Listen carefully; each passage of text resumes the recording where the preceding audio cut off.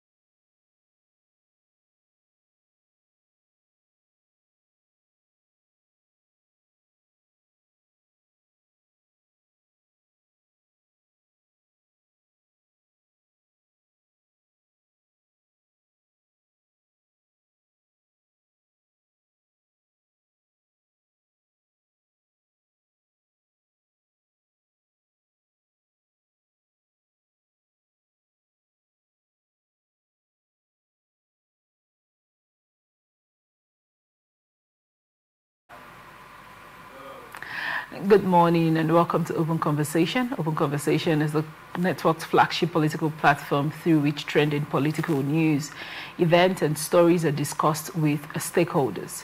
Now through these conversations, ATN uses political talks about specific issues, part a system and actor to explore hope and engender positive impact to the society. Let's go through the headlines. Bayelsa State, Diri officially defects to APC. Taraba State, APC celebrates Governor Kefes's imminent defection. Alleged Christian genocide, Akpabio denies insulting Trump over viral posts. Party politics, PDP crisis deepens as rival factions trade suspensions. PDP crisis, Mohammed takes over as acting chairman. Governance, ADC blames Tinubu for rising insecurity. Killings. We are open for sponsorship of the program, advert placement, news, events coverage, and commercials. Watch us live on www.atlanticnetwork.tv. We're also on Facebook and YouTube, Atlantic Television Network, Avo TV platform, Nigeria TV, Ifestec TV platform. You can connect with us on all our ATN socials by subscribing, like, and share. Facebook and YouTube, Atlantic Television Network, Instagram and TikTok, Atlantic TV Network 1. You can find us on X on Atlantic TV Net. We go on a break where we get back. We'll dive into the reports as I introduce my guests. Please stay with us. I've always said they are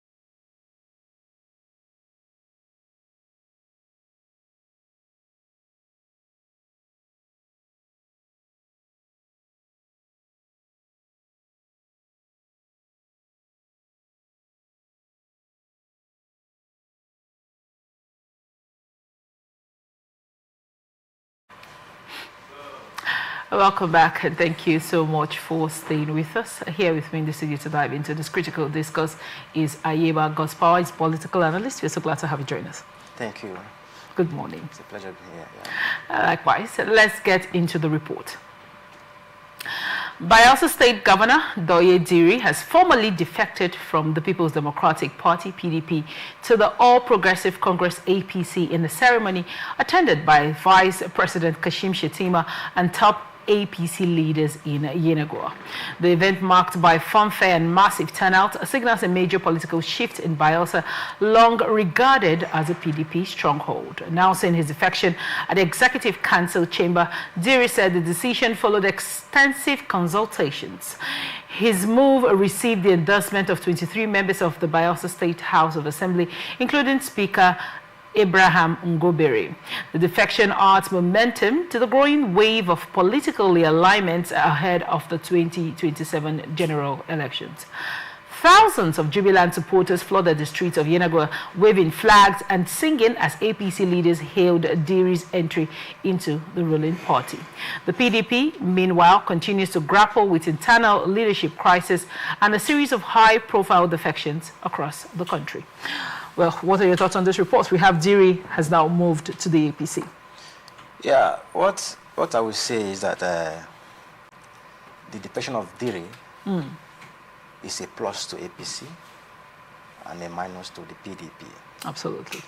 And you don't need a soothsayer to tell you that PDP has become a party that we can once refer to as a party that was once in existence in Nigeria. PDP is dying. And there is no right-thinking politician that has a future that want to remain in that kind of party.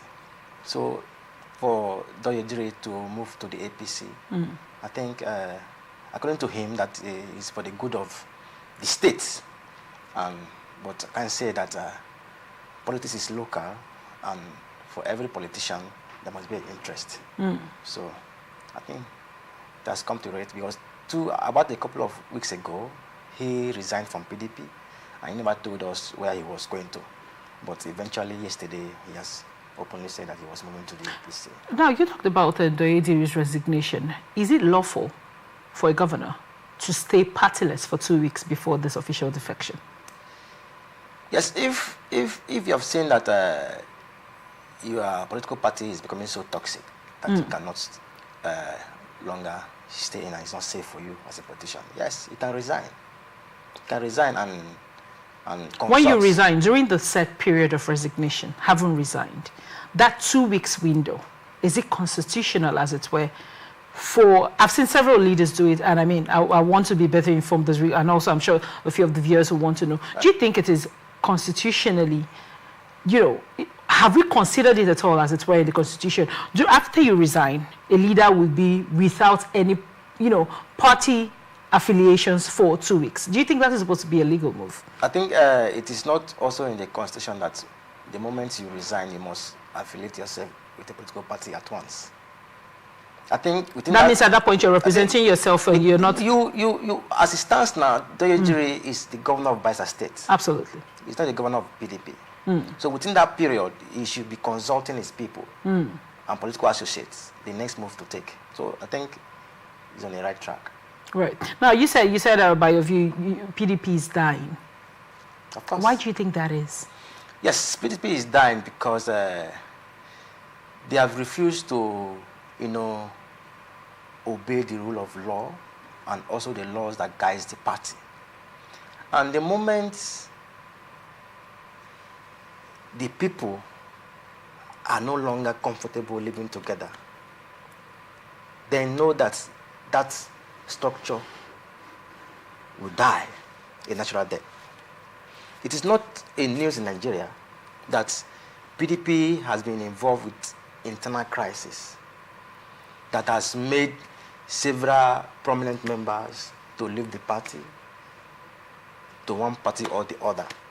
It is also not a news that Doye Diri is leaving, because before now we knew We knew before now that he was going to leave. that he was going to leave the party. But you know that he was part of the governors that actually filed the suits when the governor of Rivers State, Siminalayi Fubara, was suspended from office. He was part of the governors that did file that suit under the PDP. You know, when people are struggling to keep their interests intact in the political party, they can do anything, knowing that that thing they are doing will not see the light of the day. Even when they were filing that suit, even about a week or so later, the governors that also joined in that suit left them because it was constitutional. The state of emergency that was pronounced in Rivers State was constitutional, but they were doing that to protect their members and to protect themselves as well, knowing that if this has happened in Rivers State, it can as well happen in other states. So they were doing that to protect themselves and their party. But unfortunately, the party is gone. Right. What are your ideologies on a one-party system? Since all the governors are technically almost moving to APC, we have just a few more governors and leaderships of states that belong to other parties other than the APC. I think I've heard several commentators and analysts talking about one-party system. All right. That Nigeria is tilting towards a one-party state. Right. And I begin to wonder, in my thoughts, we've passed that level of a one-party state. We were there in 1999. We were there in 2003. We were there in 2007. That the moment you become the flag bearer of PDP, you are sure of winning the election. There was a time in this country that the moment you are a flag bearer on the PDP platform, you've won the election. And you can recall that at that time, there is a song that they used to say, carry go. The moment you are a party candidate, you've won. But at this very time, people are more informed. People are more involved in politics. So there is no way Nigeria can be treated to a one-party state. We have the ADC. But the problem we are having is that the opposition has refused to build themselves. They have refused to build their platform to be that formidable opposition, and rather start doing the blame games and all that. To me, if PDP is not formidable enough, we should have the ADC. If ADC cannot do be able to stand as a formidable opposition, we should also have the Labour Party. We have other political parties in this country, and we have prominent members in that political party that can be a voice in this country. Take, for instance, during the Governor Sims and the Rivers State House of Assembly saga in the state, APC was playing the opposition. Chief Tony Okocha was doing that job very well, keeping the government of the day on their toes. Like it or not, what he was saying, but he was doing the job. Now, look at when the Minister of FCT, when he was the governor of River State, during the administration of late President Buhari, he was also doing the opposition, doing it very well. He was opposing every policies that he thinks that was not for the good of the people. We should be able to have people that can stand, even on their own, to speak when it is necessary. And not because you want to grab power, you start looking for corners to cut and to get the power through the back door. That is not how opposition should be played. Even if you're not in power, the government should be able to know that there are people that can criticize every policies that we are making that is not of the good of the people. That's what we want. It's not when you are in power or to be an opposition so that you can grab power. No. Right. Thank you so much for your insight on that report. All Progressive Congress APC in Taraba State has begun celebrations over reports that Governor Agbu Kefis is set to join the ruling party. Party leaders and supporters described the anticipated defection as a divine breakthrough, saying it would further strengthen APC's presence in the Northeast ahead of the 2027 elections. Supporters trooped to the party secretariat in Jalingo, waving flags and chanting victory songs. Some APC chieftains said Kefis's move would mark the end of the People's Democratic Party's dominance in the state, adding that it signals a growing confidence in President Bola Tinubu's leadership. Although Kefis is yet to make an official announcement, political observers believe this switch to the APC is imminent following a series of closed-door meetings with top party figures. The development mirrors similar defections across the South and Northeast regions. Now here we are, Kefis is also moving. This wave, like this sweep completely from the PDP, you know, in your previous analysis, you said that it's because they failed to build the party structure. But when your house is on fire, you do whatever is within your powers to put out the fire and make sure the smoke doesn't keep up so you'll be able to rebuild. Do you think the party is moving towards rebuilding given this mass exodus of defection? First, I want to say that every governor in Nigeria now wants to protect their interest. And as it stands, I was discussing with a friend about 2 days ago, and we talked about all this defection and all that. I said, why are they not defecting to ADC? Why are they not defecting to other political parties? Why only the APC? And I discovered that for a politician to defect to a political party, they have seen that their interests will be protected in that political party. They have seen that that political party ideology align with theirs. They have seen that if we should go to this place, we can also add in contributing towards the development of the country. So, to me, I think PDP may rebuild, but come 2027, right, PDP will not be able to stand any election in this country. Now, you know, before you talked about why aren't they moving to other parties, you did mention, because that was going to be my line of, you know, my other line of question as regard, why are we not moving, spreading across board to other political parties? Why is everybody clamoring to go into the APC? But you have said that it's because of the party structure, and that is why you think this move has been in this direction. But I want to find out from you, right? We've already talked about the idea of the one-party system, right? And if we look at the overview of all the, you know, bigwigs, as it were, moving. I used an analysis just now of someone whose house is on fire. Is the idea to run from your house when it's burning? Or is the idea better to try to rebuild it?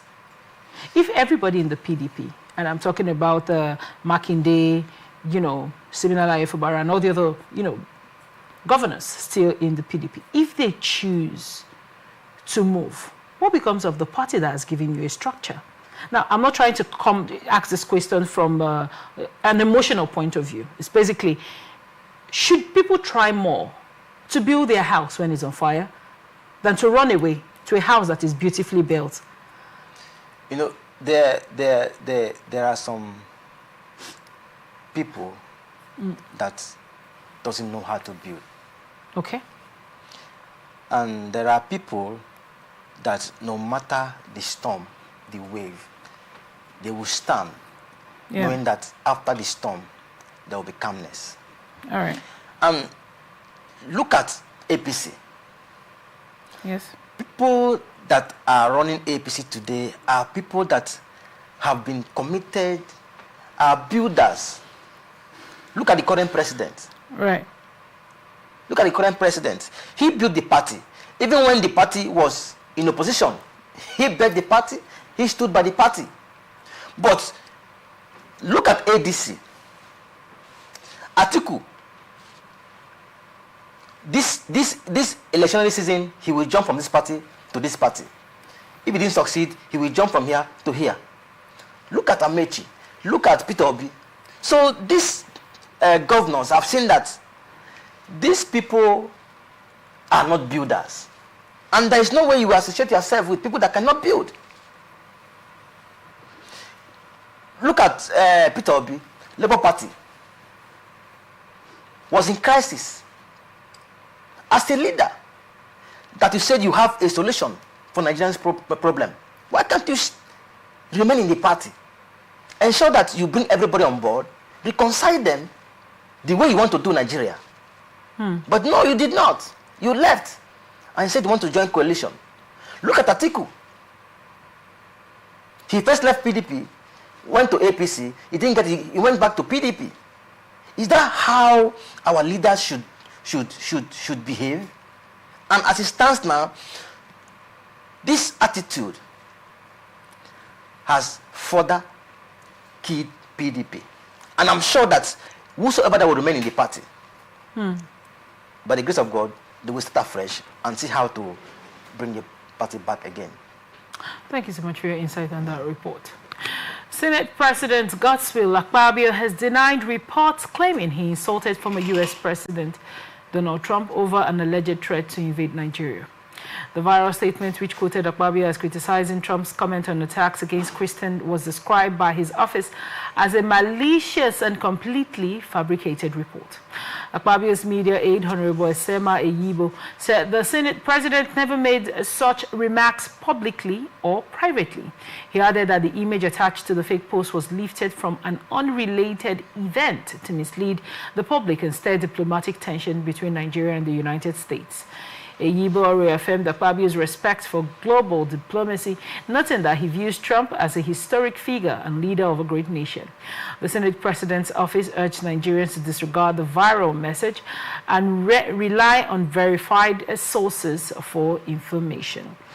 I mean, with the imminent report of Trump, telling the president of Nigeria that if we don't fix our internal problems, the U.S. is going to come and fix it for us. And this report by Akpabio, what are your thoughts on this? Yes, I saw what they posted online that Akpabio said, that it was America that people are dying, that it is in America that people are dying, and not in Nigeria. And that Nigeria, that as Nigerians, that we are okay with the situation and all of that. So I think that is what is denying, that he didn't say it, and thank God that he has, he came up to clear the air. One thing I love about all this controversy is that our leaders, they are very careful in making statements. Yes, the statements by President Trump, yes, one can say that it's a statement that can, is provocative.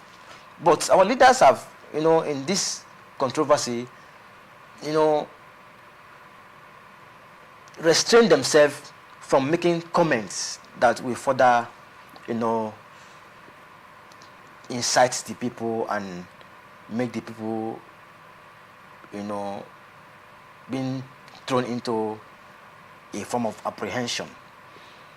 So for Akpabio to come up to say that he didn't make those statements, that it was false, it was fabricated, I think it's a good one. Right. Now, many other people did come out to also make statements. We have, for Kwakwaso, as yesterday, did say that America can come in and help us with the fight against, the insurgency, the problem we currently have, as opposed to the statement he made against, putting it under a religious front and hitting up the polity. In the overview of this, what are your thoughts on, the president, the America coming in to rescue us from this problem of insecurity? The American president did not say that he was coming to rescue us. He didn't say that. He just made a statement that was so heavy, and a statement that is insightful, a statement that can make any country to start panicking. And to me, I find it very unfortunate, honestly, from President Trump. Yes, recently they have tried in trying to sell some weapons to Nigeria to fight insurgency and the grants they are giving to Nigeria. But there are statements that you don't make as a leader in the world. There are statements you don't make, because this statement can further deepen the hatred in Nigeria across religion lines. Now, Christian can say that, okay, Muslims are the ones killing us in the north. Let's start killing Muslims here. And in all these places, we have Muslims, we have Christians, and non-believers that are dying.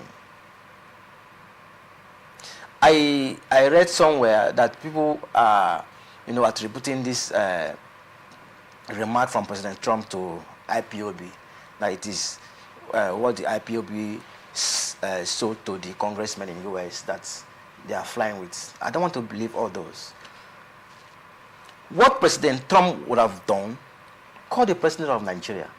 What is happening? We have a diplomatic relationship. Call the president. What is happening in your country? I heard this, that. What is happening? Is it true? Than making this kind of weighty statements. Believe it or not, in Africa, Nigeria is seen to be the most powerful in Africa. And whatever thing that happens to Nigeria definitely will affect most of the countries in Africa. So at this point in time, I love what our government is doing. They are being careful. Yesterday also, Bauer was on, a British station clarifying what is happening in Nigeria. That it is not a religion war. It is not a religious war. Yes, there are killings in Nigeria, no doubt. But these people are not Christians alone. Muslims too are dying. People that doesn't believe in Christianity and Islam, they're also dying. So, but many people are talking about when you counted by the amount of people, there were names. Did you see the slab that had names?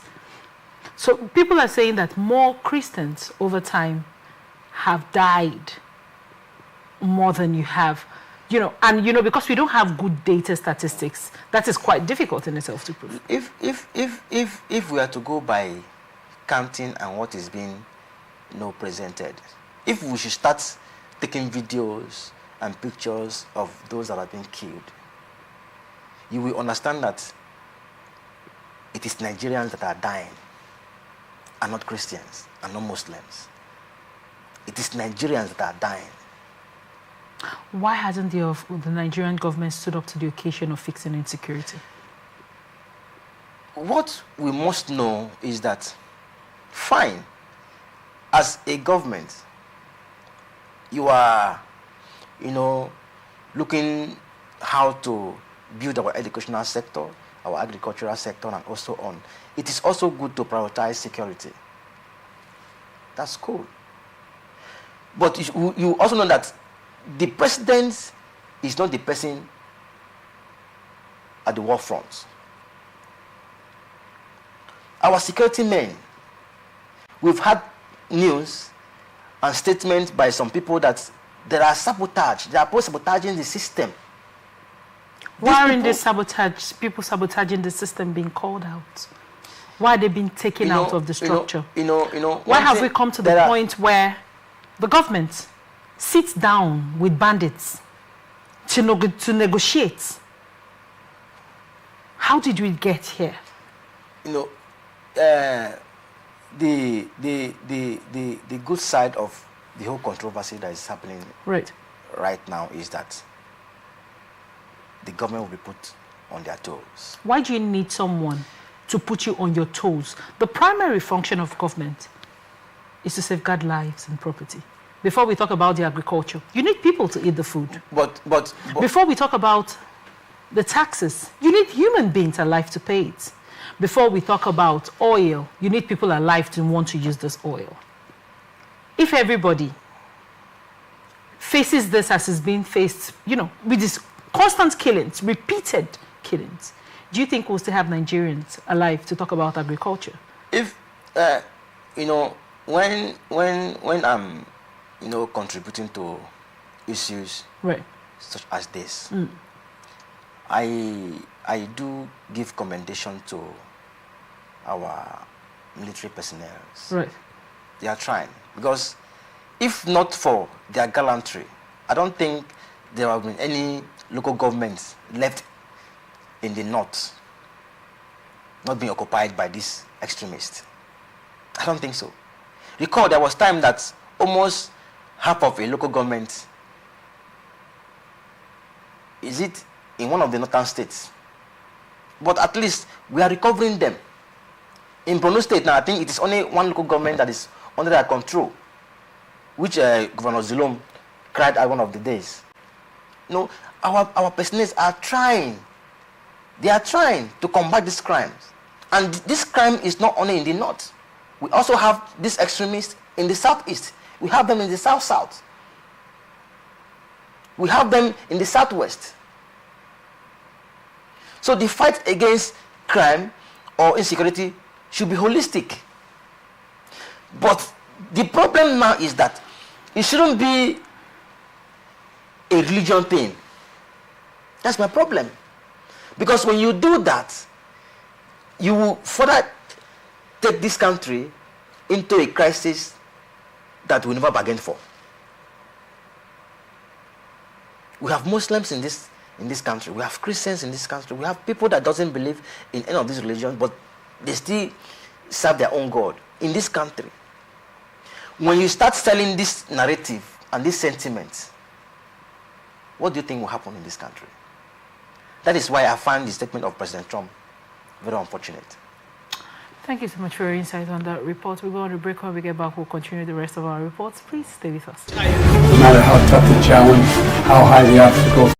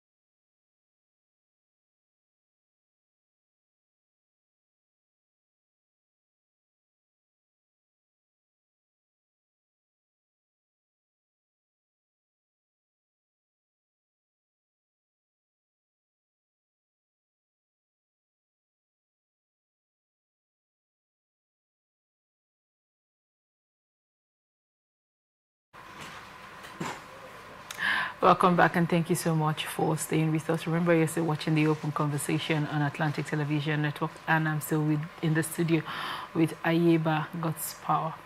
Now, the rest of our reports. Internal crisis within the People's Democratic Party, PDP, has intensified, with rival factions of the National Working Committee issuing counter-suspensions against each other. On Saturday, the faction led by suspended National Secretary Senator Samuel Anyanwu announced the suspension of acting National Chairman Ambassador Umar Damagan and 5 other key officers, accusing them of incompetence and financial misconduct. Anyanwu named Mohammed Abdurrahman, the National Vice Chairman, North Central, as acting chairman pending investigations. The faction also suspended National Publicity Secretary Debo Ologunagba, pardon me, please, Deputy National Vice Chairman South, Taufik Akbaraja, and several others for alleged misconduct, directing them to appear before the disciplinary committee. The action came shortly after Damagan's camp announced Anyanwu's own suspension in what observers described as a preemptive strike amid the escalating leadership feud. Analysts say the crisis exposes a fierce power struggle between factions loyal to FCT Minister Nyesom Wike and other national leaders. With both groups now claiming legitimacy, the PDP's leadership structure remains uncertain, fueling fears of a possible split unless reconciliation efforts are urgently taken. Now, we've talked about, you talked about the reason why you feel that many big wigs, many big governors have been decamping to the APC. Do you think this is one of the reasons? Yes, exactly. You know, PDP had opportunity to put their house in order, but unfortunately, they chose to still continue in their internal wrangling, because there was when all the parties came together, according to the FCT minister, came together and agreed on what they should do as a party for them to move forward.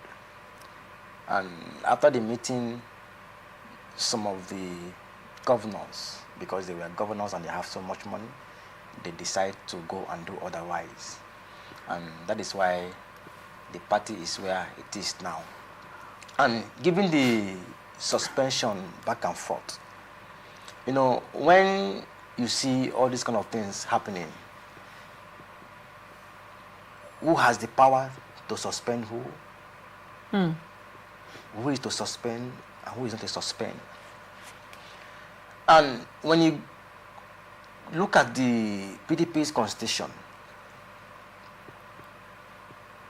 I think section 36, subsection 2 or so, says who can summon the NWC meeting. And that very section gives power to the secretary of the party to summon meeting of the NWC. And in PDP, who can suspend a member, who can suspend either the chairman or the secretary, is the NWC. So if the party chairman have said that he has suspended the secretary, in which meeting? Who summoned the meeting? But if the secretary should say that he has suspended the chairman or that, you will not see where he's deriving his powers from. That he's the only person that can convoke the meeting of the NWC. And I think that is why they were able to access the party secretariat yesterday, because by their constitution as well, when a chairman of a zone is being suspended, the vice chairman from that very zone will act.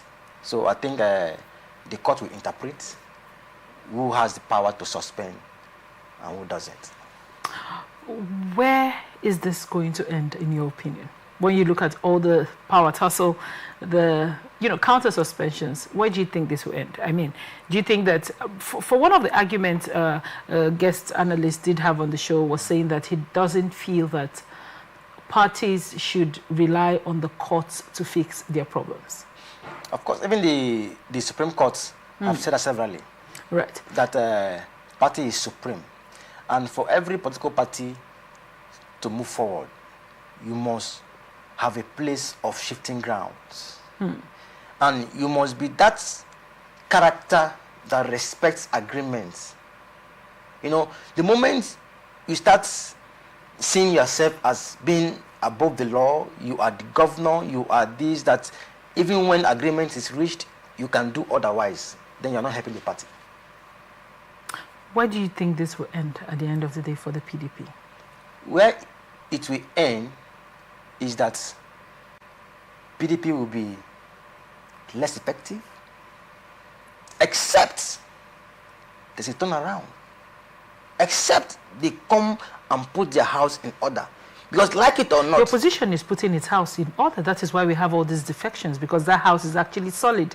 Do you think PDP would be able to get a good run in 2027 if their house is not put in order, and if we're still having such internal crisis all up to this point? You won't, even if anybody should tell you that by 2027 PDP should have a good run, then they're telling you lies. I don't see PDP in the picture in 2027.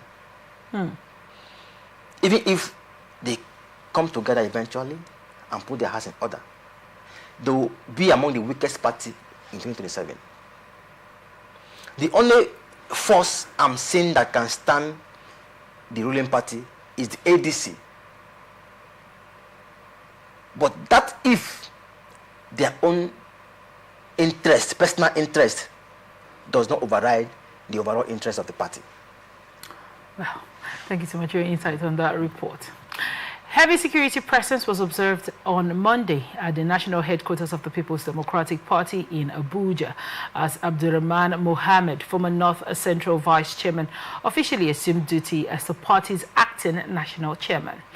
Mohammed's resumption followed his declaration as acting chairman by the Samuel Ayawu-led National Working Committee, NWC, after the suspension of the PDP national chairman, Umar Damagan, and National Publicity Secretary, Debo Ologunagba.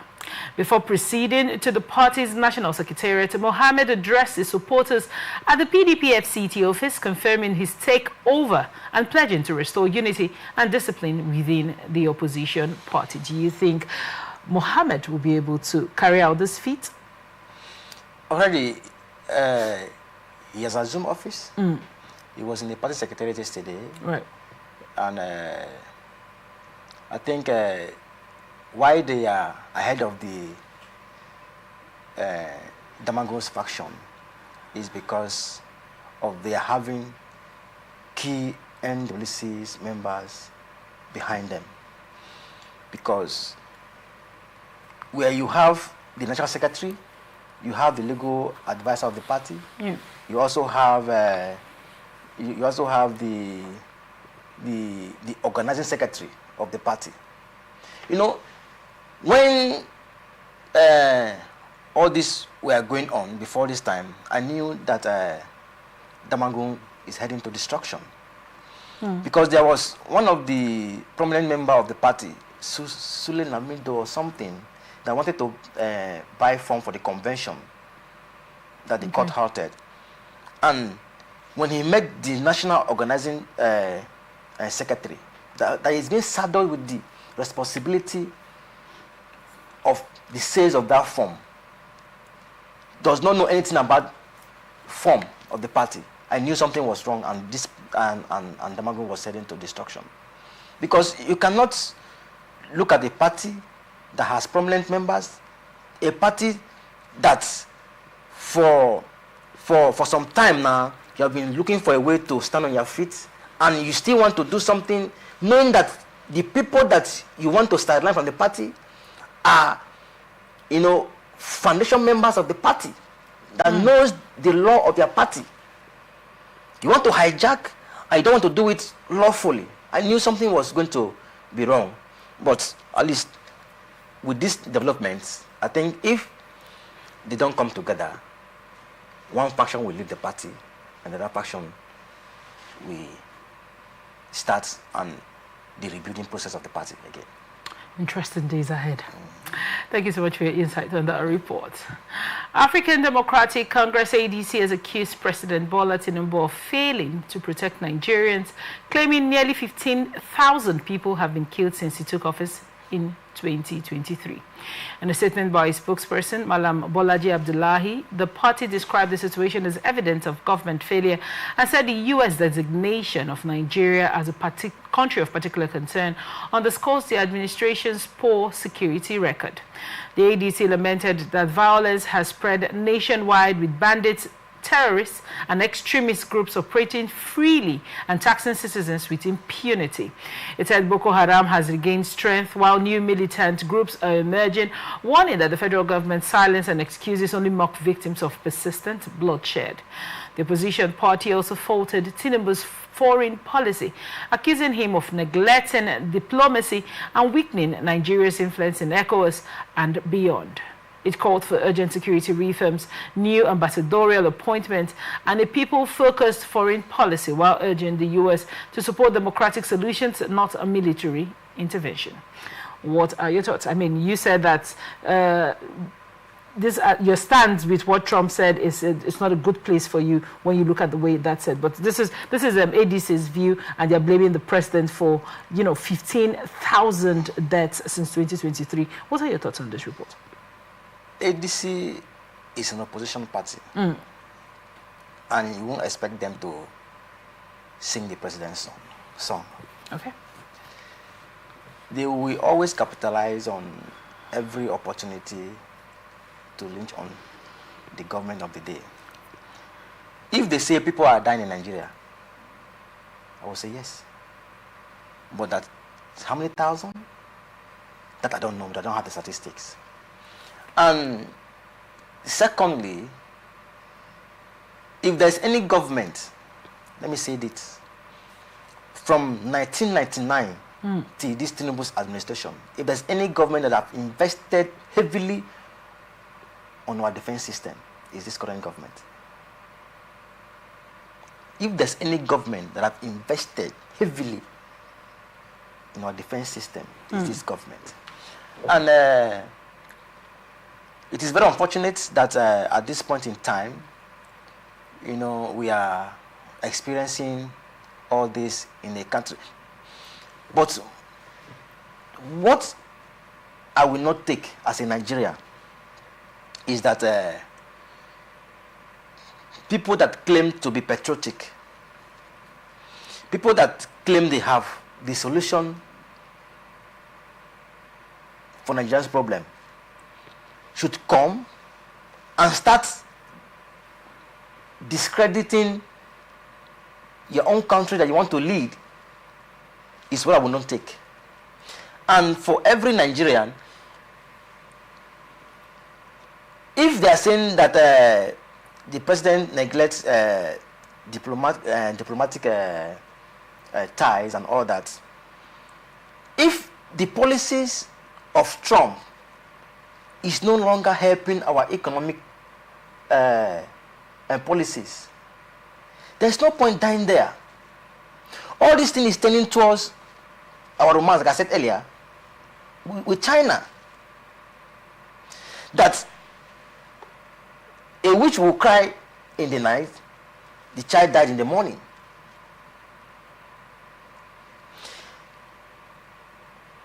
That President Tinubu visited China. He was greeted with 21 gun salutes and given their guard to inspect. Given that royalty treatment in China, Trump was not happy. I must say this. Trump was not happy. And that is why I tend to agree with the FCT minister and Soludo on the assertion on the remark of Trump on Nigeria. Everything shouldn't be seen as a politics or a way to downplay a government because you want to overthrow the government. Are people dying? People are dying in Nigeria, no doubt. Right. People are dying in Nigeria. You talked about people are dying. You talked about investment, heavy investment in our security architecture. How do you think that investment has played out in totality when you look at it? That is I think it's one of the things that made the president to, sack some of the service chiefs recently, because probably he was saying that they were not giving the desired results. Even the America in question have been helpful, because some of the sophisticated weapons we are using in Nigeria today was being given to us by America. So if Nigeria was not serious in fighting insecurity, they won't go that far and spend that huge amount of money in buying these arms from them. So what I'm saying that if you want to overthrow the government, you want to get into a power, do that democratically. Do that democratically, and not to discredit a system, a country that you want to lead. Like it or not, the statement from Donald Trump is highly political. I'm telling you. It's highly, because if it was for the people, Donald Trump would have offered to assist Nigeria in supporting our military in combating this crime. It is not only when you invade a country that you can solve the problem. You can do that diplomatically. You can align with the government. But you talked about weaponry. You talked about the improved weaponry coming from America. It's not free. We are buying them. It's not free. We are buying them. So if Donald Trump has concern over the killings in Nigeria, collaborate with the government. Join them and combat this crime head on, than making inciting comments that will further plunge this country into crisis, religious crisis. That's not what we want at this point in time. Yes, we want help, but not the kind of help that will leave our country like Somalia. Not the kind of help that will leave our country like Libya. We don't want that. And mind you that Nigerians, we are very emotional. We are very emotional. So we don't want anything that will deepen, because what some of the leaders has built, across religion lines, the kind of sentiment they've built is not something that should be allowed to explode. So we should be very careful, and America should come and help us liaise and collaborate with our defense system and fight these extremists head on. We appreciate that. Why can't we fight it on our own? We have the technical know-how. The world has moved towards technology. Nigeria claimed to have adopted a lot of technology. Why aren't we fighting this head-on with our technological know-how? And why do you think data isn't being put out in place to say, we have been able to reclaim ABCD town, so people will actually see that the government is working? You're correct, because I read one analyst saying the same thing you are saying, that Nigeria refused to spend more on media. Because if they have not, employed their defense tactics system and spend more on media, at least Nigeria would have known the effort they have made so far in combating this crime. Most of the efforts and the successes they have recorded so far is not been recorded. But when people are killed, you see that it will circulate all over the media. But when success is being achieved, you don't hear it. You don't see them anywhere. So I'm using this platform to say that they should invest more in informing Nigerians about the successes they have recorded. Oh, thank you so much for your insight on that report. And this is where we wrap it up on this episode of Open Conversation. Thank you, Ayuba, for coming on the show and giving us good insight. Remember, we offer for sponsorship of the program, jingles and advert placement, news and events coverage, personality, society, and political interviews. Watch us live on our website at www.atlanticnetwork.tv. On Facebook and YouTube, Atlantic Television Network. We're on Avo TV platform, Niger TV platform, and Ifestec TV platform. You can connect with us on all our 18 socials by subscribing, like, and share. Facebook and YouTube, Atlantic Television Network, Instagram and TikTok, Atlantic TV Network 1. You can find us on X on Atlantic TV Net. Remember that peace and unity are the pathways to progress. Thank you for watching. I am Otaria Benjamin. Stay with us. Up next is Transition News. They are